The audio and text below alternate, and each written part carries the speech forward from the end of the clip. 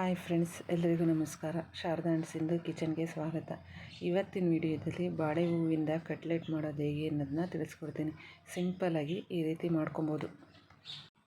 ಕಟ್ಲೆಟ್ಗೆ ಬೇಕಾದ ಈರುಳ್ಳಿ, ಮೆಣಸಿನ್ಕಾಯಿ, ಕೊತ್ತಂಬರಿ ಸೊಪ್ಪನ್ನೆಲ್ಲ ಸಣ್ಣ ಸಣ್ಣದಾಗಿ ಹೆಚ್ಚಿಟ್ಕೊಬೇಕಾಗುತ್ತೆ.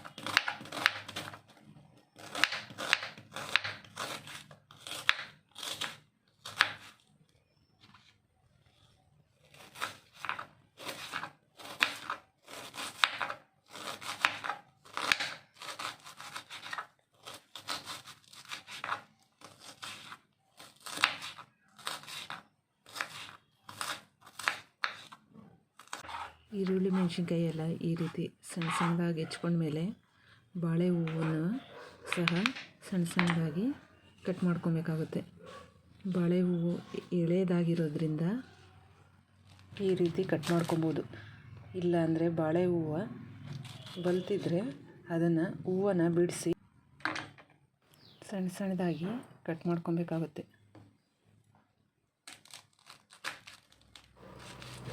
ಈ ರೀತಿ ಬಾಳೆ ಹೂವಿಂದ ಸ್ನ್ಯಾಕ್ಸ್ ಮಾಡ್ಕೊಬೋದು. ಬಾಳೆ ಹೂವು ಆರೋಗ್ಯಕ್ಕೆ ಒಳ್ಳೆಯದು.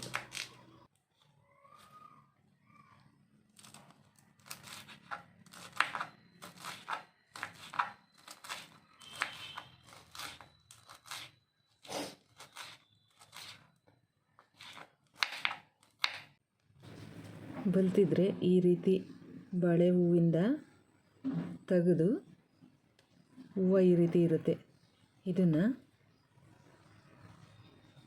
ಹೂವನ್ನೇ ಸಪ್ರೇಟು ಕಟ್ ಮಾಡ್ಕೊಬೇಕಾಗುತ್ತೆ.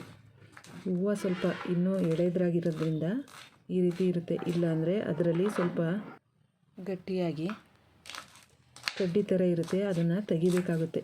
ಎಳೆದಾಗಿರೋದ್ರಿಂದ ಇದೇ ರೀತಿ ಕಟ್ ಮಾಡಿದ್ದೀನಿ.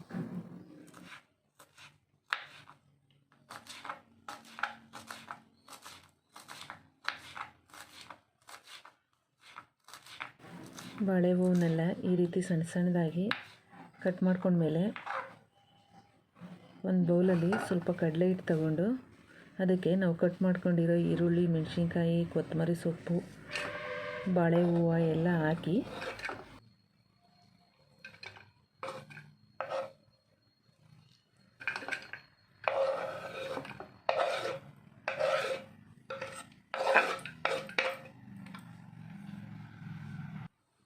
ರುಚಿಗೆ ತಕ್ಕಷ್ಟು ಉಪ್ಪು, ಸ್ವಲ್ಪ ಖಾರದ ಪುಡಿ ಹಾಕಿ ಸ್ವಲ್ಪ ಎಳ್ಳು ಹಾಕೋದ್ರಿಂದ ರುಚಿಯಾಗಿರುತ್ತೆ. ಸ್ವಲ್ಪ ನೀರು ಹಾಕ್ಕೊಂಡು ಕಲಿಸ್ಬೇಕಾಗುತ್ತೆ. ಈರುಳ್ಳಿಲೇ ಸ್ವಲ್ಪ ನೀರು ಬಿಟ್ಕೊಳೋದ್ರಿಂದ ನೀರನ್ನ ಸ್ವಲ್ಪ ಹಾಕ್ಕೊಂಡು ಮಿಕ್ಸ್ ಮಾಡ್ಕೊಬೇಕು.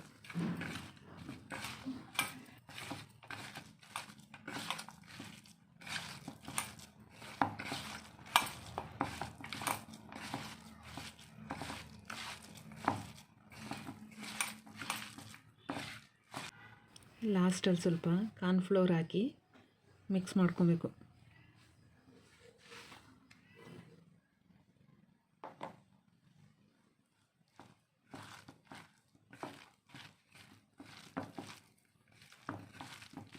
ಈ ರೀತಿ ಚೆನ್ನಾಗಿ ಮಿಕ್ಸ್ ಮಾಡಿದ ನಂತರ ಈ ರೀತಿ ಇರುತ್ತೆ. ನಂತರ ಗ್ಯಾಸ್ ಹಚ್ಚಿ ಅದ್ರ ಮೇಲೆ ಒಂದು ತವ ಇಟ್ಟು ಎಣ್ಣೆ ಹಾಕಿ ಎಣ್ಣೆನೆಲ್ಲ ಸ್ಪ್ರೆಡ್ ಮಾಡಬೇಕು. ತವ ಬಿಸಿ ಆದಮೇಲೆ ನಾವು ಮಾಡ್ಕೊಂಡಿರೋದನ್ನ ಕಟ್ಲೆಟ್ ರೀತಿ ಈ ರೀತಿ ಮಾಡಿ ಹೆಂಚಿನ ಮೇಲೆ ಬೇಯಿಸಬೇಕಾಗುತ್ತೆ.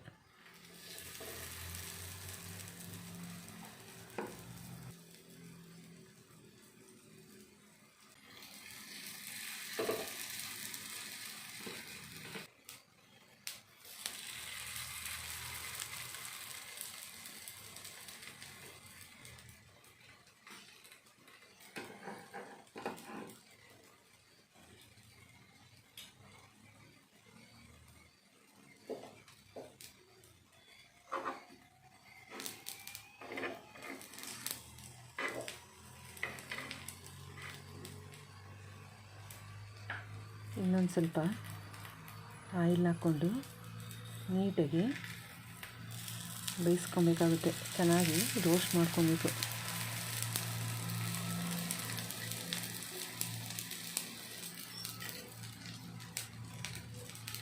ಒಂದು ಸೈಡ್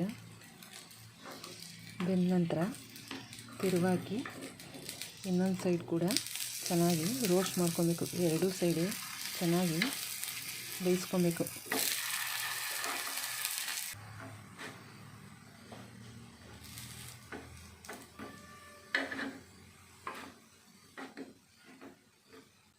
ಈ ರೀತಿ ಎರಡೂ ಸೈಡು ಚೆನ್ನಾಗಿ ರೋಸ್ಟ್ ಆದಮೇಲೆ ಎತ್ಕೊಬೇಕಾಗುತ್ತೆ.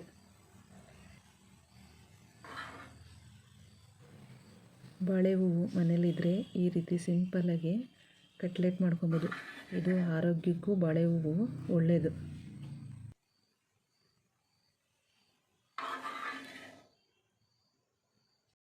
ಈ ಬಾಳೆ ಹೂವಿನ ಕಟ್ಲೆಟು ತುಂಬ ಟೇಸ್ಟಿಯಾಗಿತ್ತು.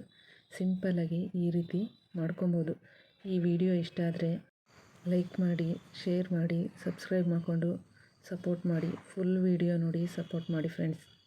Thank you for watching.